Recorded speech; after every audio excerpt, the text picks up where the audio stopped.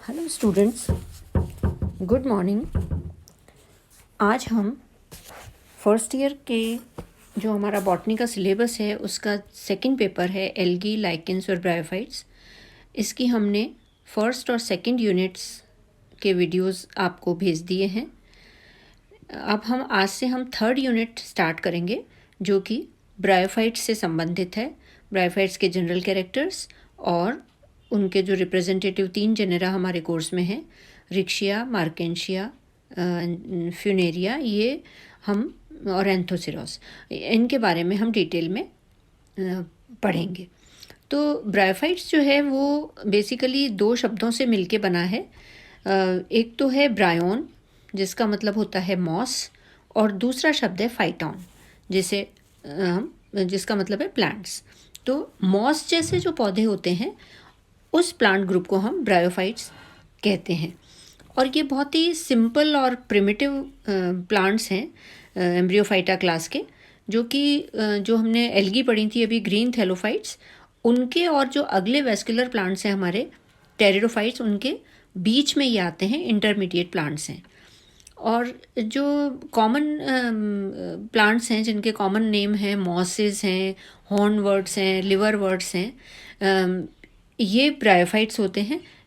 इन सब के लिए एक कॉमन नाम ब्रायोफाइट कहा जाता है। और जो ब्रायोफाइट्स होते हैं उनकी जो स्टडी है वो ब्रायोलॉजी कहलाती है। और जो साइंटिस्ट ब्रायोफाइट्स की पढ़ाई करते हैं, इसमें रिसर्च करते हैं, उनको हम ब्रायोलॉजिस्ट कहते हैं। तो ये एक बहुत ही प्रिमिटिव प्लांट्स का ग्रुप है जिसके पूरे विश्व में करीब 960 जेनेरा और 24,000 स्पीशीज़ पाई जाती हैं। और जहाँ भी थोड़ी सी भी मॉइस्चर अवेलेबल होती है, डैम प्लेस अवेलेबल होते हैं लाइफ साइकिल को बढ़ाने के लिए, उन जगहों पे ये धरती के पाए जाते हैं। और ब्रायोफाइट्स जो हैं वो वैसे तो टेरेस्ट्रियल प्लांट्स होते हैं, लेकिन इनको फर्टिलाइजेशन के लिए जल की आवश्यकता होती है। इसलिए ये जो प्लांट्स होते हैं ब्रायोफाइट्स, इनको हम प्लांट किंगडम के एम्फीबियंस या उभयचर भी कहते हैं। और ये बहुत सिंपल प्लांट्स होते हैं जिनमें वेस्कुलर सिस्टम जो है वो नहीं पाया जाता, ट्रू वेस्कुलर सिस्टम नहीं पाया जाता, इसलिए इनको हम नॉन वेस्कुलर प्लांट्स भी कहते हैं। वैसे तो ज़्यादातर ब्रायोफाइट्स जो हैं वो टेरेस्ट्रियल होते हैं, लेकिन फिर भी ये डाइवर्स हैबिटेट में मिलते हैं दुनिया में। फॉर एग्जांपल, मतलब कुछ एक्सट्रीम्स होते हैं, जैसे कुछ जो ब्रायोफाइट्स हैं वो सबमर्ज्ड रूप में पाए जाते हैं, पानी में सबमर्ज निमग्न रूप से मिलते हैं, जैसे रिक्शिया है या रिक्शियोकार्पस है। और दूसरी तरफ ये बहुत ड्राई चट्टानों पे या जहाँ पे कम सॉइल और मॉइस्चर है, ज़ीरोफिटिक कंडीशन है, वहाँ भी मॉसेस की कुछ स्पीशीज़ जैसे पोरेला, प्लेटिफिला वगैरह हैं, ये वहाँ पे पाई जाती हैं। ज़्यादातर स्पीशीज़ जो हैं वो इसकी मॉइस्ट सिचुएशन में ही मिलती हैं ब्रायोफाइट्स की। ज़्यादातर जो प्लांट्स हैं, ज़्यादातर जीनस हैं, जैसे डैम चट्टानें हैं, जो नमी वाली चट्टानों वाली जगह है, खाइयाँ हैं, या मॉइस्ट सॉइल है, या दीवार पे जहाँ पे मॉइस्चर ज़्यादा है बरसात के सीज़न में, या जो जंगल में जो डिकेइंग लकड़ी हैं, लॉग्स हैं, गट्ठर हैं लकड़ी के, उनके ऊपर ये आसानी से पनप जाते हैं और पाए जाते हैं। इनको क्योंकि हमें पता है कि जल की आवश्यकता है फर्टिलाइजेशन के लिए, इसलिए हम इनको उभयचर भी कहते हैं, प्लांट एम्फीबियंस भी कहते हैं। और ज़्यादातर जो मॉसेस हैं और जैसे स्पीशीज़ हैं, इसकी ये जो जीनस है डेंड्रोसिरोस, इसकी सारी स्पीशीज़ वो एपीफाइट्स के रूप में भी घने जंगलों में जो पेड़ होते हैं, बड़े वृक्ष होते हैं, उनके तनों पर ये एपीफाइट्स के रूप में भी मिलते हैं। और कुछ जो ब्रायोफाइट्स हैं वो सेप्रोफिटिक कंडीशन में भी अपना न्यूट्रिशन लेते हैं। सेप्रोफिटिक स्पीशीज़ भी होती हैं ब्रायोफाइट्स की, जैसे बक्स बॉमिया है और क्रिप्टोथैलस की कुछ स्पीशीज़ हैं, ये सेप्रोफिटिक नेचर की होती हैं। ब्रायोफाइट्स के कुछ फॉसिल रिकॉर्ड्स भी मिले गए हैं जगह जगह से। और इंडिया में ब्रायोफाइट्स जो हैं उसकी ज़्यादातर स्पीशीज़ जो हैं वो नदर्न और सदर्न, जो उत्तरी और दक्षिणी हिमालय हैं, उनमें और नीलगिरी हिल्स में पाई जाती हैं। और कुछ स्पीशीज़ जैसे रिक्शिया, मार्केंशिया, फ्यूनेरिया हैं वो जो साउथ इंडिया के प्लेन्स हैं, even Rajasthan, MP, UP, Gujarat, वहाँ भी ये मैदानी इलाकों में भी पाए जाते हैं। जो प्लांट बॉडी है ब्रायोफाइट की, मेन जो मुख्य प्लांट बॉडी है वो गैमेटोफिटिक होती है, हैप्लॉइड बॉडी होती है। और ये जो ब्रायोफाइट्स होते हैं वो इसी रूप में अपना ज़्यादा जीवन चक्र का जो पार्ट है वो ज़्यादा गैमेटोफिटिक फेज़ में ही निकालते हैं। जो ब्रायोफाइट्स जो हैं वो गैमेटोफिटिक फेज़ में छोटे होते हैं, इनकी जो लंबाई है वो कुछ सेंटीमीटर की हो सकती है, या कुछ स्पीशीज़ इसकी 70 सेंटीमीटर तक भी लंबी हो सकती हैं। जैसे पॉलीट्राइकम की स्पीशीज़ हैं वो बहुत लंबी बड़ी स्पीशीज़ पाई जाती हैं। ब्रायोफाइट्स के जो जनरल कैरेक्टर्स हैं उनमें हम ये देखते हैं कि जो गैमेटोफिटिक और स्पोरोफिटिक फेजेस हैं वो लाइफ साइकिल में दोनों रिप्रेजेंट होते हैं। ब्रायोफाइट्स के जो हैप्लॉइड और डिप्लॉइड फेजेस हैं, जिनको हम गैमेटोफिटिक और स्पोरोफिटिक, बीजाणुद्भिद जो प्रावस्था है और युग्मकोद्भिद प्रावस्था, गैमेटोफिटिक प्रावस्था है, ये दोनों ही पाई जाती हैं, दिखाई देती हैं हमें, और ये दोनों एक दूसरे से बिल्कुल भिन्न होती हैं। तो ये जो कंडीशन है वो हेट्रोमॉर्फिक कंडीशन कहलाती है, जिसमें जो डिफरेंट फेजेस है, गैमेटोफिटिक फेजेस और स्पोरोफिटिक फेजेस, वो अलग अलग असमान रूप से दिखाई देने वाले अवस्था में पाए जाते हैं। जो गैमेटोफिटिक फेज़ है वो डोमिनेटिंग फेज़ होता है। एन फेज़ जो हैप्लॉइड फेज़ है वो ज़्यादा कॉन्स्पिक्यूअस होता है, लॉन्ग लिव्ड होता है, इंडिपेंडेंट है, ग्रीन होता है और ब्रांच्ड होता है। जबकि जो स्पोरोफिटिक फेज़ है, जो बीजाणुद्भिद फेज़ है या डिप्लॉइड फेज़ है, 2N फेज़ है, वो शॉर्ट लिव्ड होता है। और जो बीजाणुद्भिद फेज़ है वो गैमेटोफिटिक फेज़ पे या युग्मकोद्भिद पे डिपेंडेंट होता है, युग्मकोद्भिद पे ही लगा हुआ रहता है अपनी लाइफ में। तो जो प्रिमिटिव फॉर्म्स हैं जैसे कि रिक्शिया है या मार्केंशिया है, इसमें गैमेटोफिटिक फेज़ जो है वो प्रोस्टेट होता है, मतलब ज़मीन पे चिपका हुआ होता है, थैलॉइड होता है। लेकिन जो मॉसेस हैं उनमें ये गैमेटोफिटिक फेज़ जो है वो इरेक्ट है और स्टेम और लेटरल अपेंडेजेस यानी लीफ में विभक्त होता है। जो गैमेटोफाइट हैं उसमें ट्रू रूट्स नहीं होती। इट इज़ नॉट, मतलब थैलॉइड प्लांट बॉडी कह सकते हैं हम इसमें, जो कि ट्रू रूट, स्टेम और लीफ में क्लियर कट विभेदित नहीं होती है, या लीफी शूट्स जो हैं वो पाए जाते हैं, वो ही होते हैं। प्लांट्स जो हैं वो ग्रीन होते हैं और क्लोरोप्लास्ट होता है इसमें, और रूट्स जो हैं वो एब्सेंट होती हैं, नहीं पाई जाती हैं।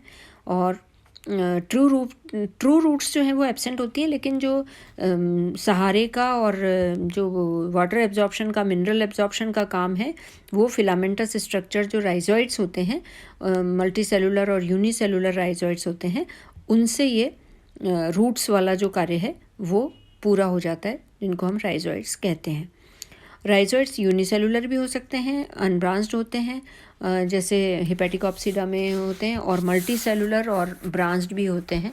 जो हायर ब्रायोफाइट्स हैं, मॉसेस वगैरह, उनमें ये मल्टी सेलुलर भी होते हैं।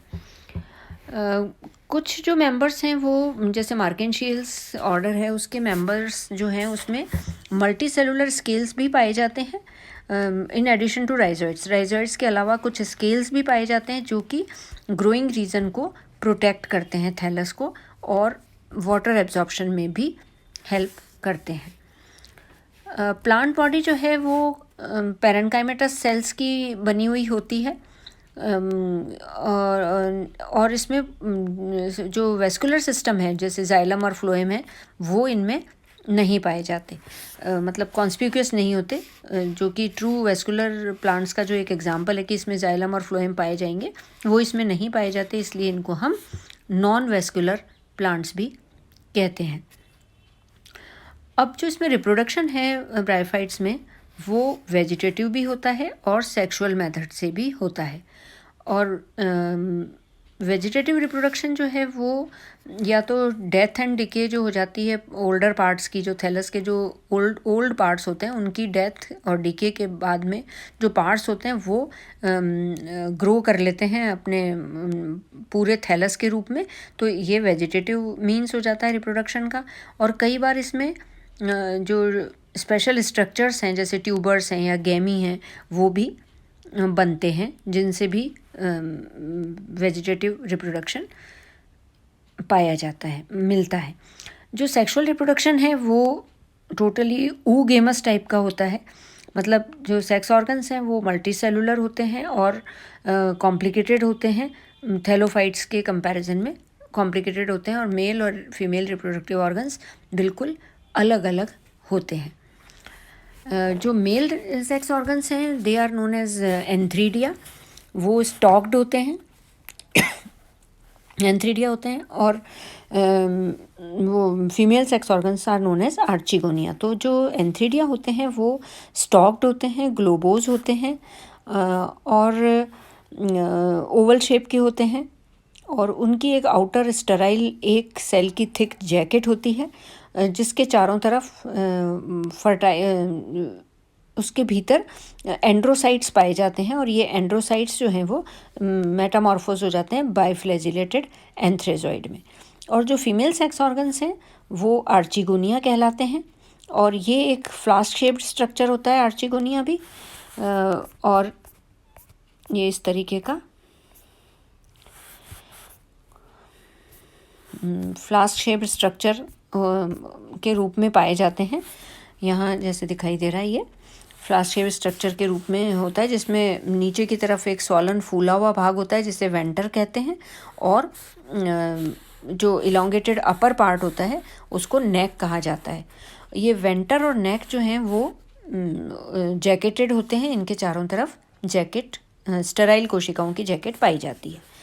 फर्टिलाइजेशन के लिए नेसेसरी क्या चीज़ है? वाटर नेसेसरी है, जबकि हालांकि जो बहुत सारे एंथ्रेजॉइड हैं वो नेक में प्रवेश करते हैं आर्चिगोनिया की, केवल एक एंथ्रेजॉइड जो है वो एग के साथ, वेंटर में जो एग होता है उसके साथ फ्यूज़ होकर डिप्लॉयड जाइगोट बना लेते हैं।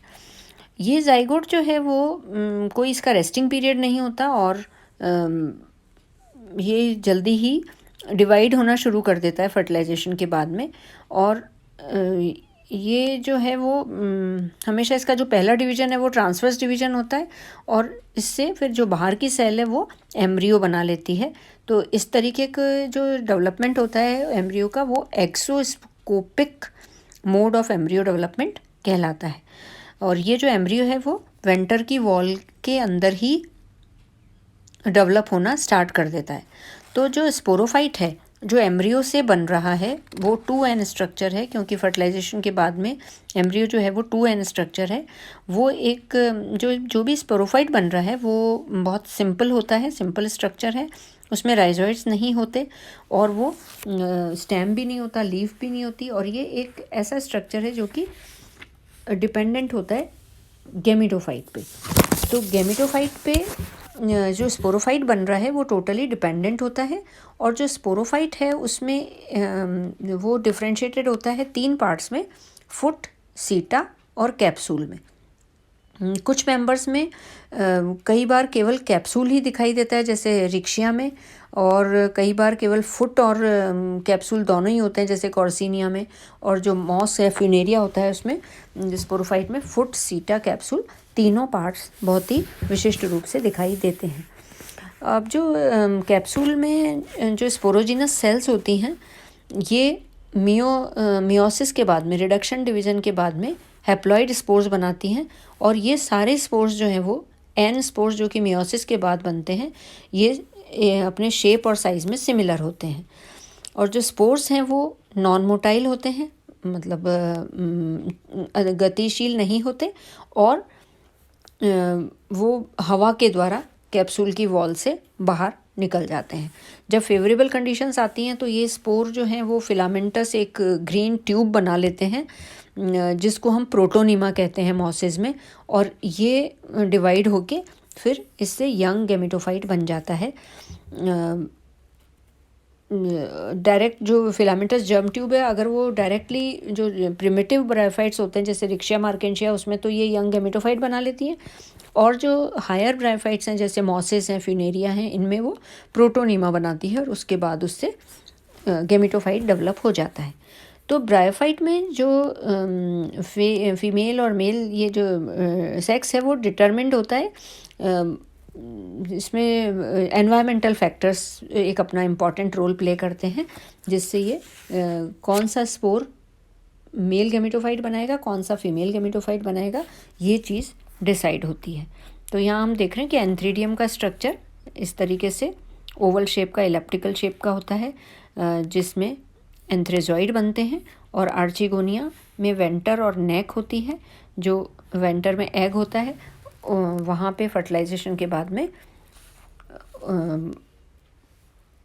जाइगोट का निर्माण होता है, जो आगे चल के 2N एम्ब्रियो बनाता है, जिससे स्पोरोफाइट का निर्माण होता है। तो ये हमने देखा कि इसमें जो स्पोरोफाइट हैं वो डिपेंडेंट है गेमेटोफाइट पे, जिसमें फुट सीटा और कैप्सूल होते हैं, और ये हैप्लॉइड स्पोर बनाते हैं और उसके बाद में उससे जो नया गेमेटोफाइट बन जाता है। और हैप्लॉइड स्पोर्स जो हैं वो गेमेटोफाइट की पहली कोशिका होती है, मियोसिस के बाद बनने वाले हैप्लॉइड स्पोर, और ये स्पोर सुटेबल मीडियम पे आके और गेमेटोफाइट प्लांट बॉडी बना लेते हैं। फिर हैप्लॉइड गेमेटोफाइटिक जनरेशन जो है वो 2 तरीके की इसमें फेजेस बताई गई हैं। हैप्लॉइड जो है गेमेटोफाइटिक फेज़ है और डिप्लॉइड इसका स्पोरोफिटिक फेज़ पाया जाता है। तो इस तरीके से हम इसकी ऑल्टरनेशन ऑफ जनरेशन को देख सकते हैं कि जो भी फ्यूनेरिया प्लांट है वो यहाँ 2 गेमेटोफाइट के रूप में दिखाई दे रहा है। मैच्योर गेमेटोफाइट्स हैं, मेल और फीमेल, और मेल और फीमेल में ये सेक्स ऑर्गन डेवलप हो रहे हैं, एंथ्रीडियम, आर्चिगोनियम, और उससे बाद में इसमें एम्ब्रियो बना, और फिर ये इस फीमेल गेमेटोफाइट पे स्पोरोगोनियम के रूप में स्पोरोफाइट यहाँ पे डेवलप हुआ। और ये इसमें जो कैप्सूल हैं ऊपर की तरफ, उससे ऑपरक्यूलम में से स्पोर निकले।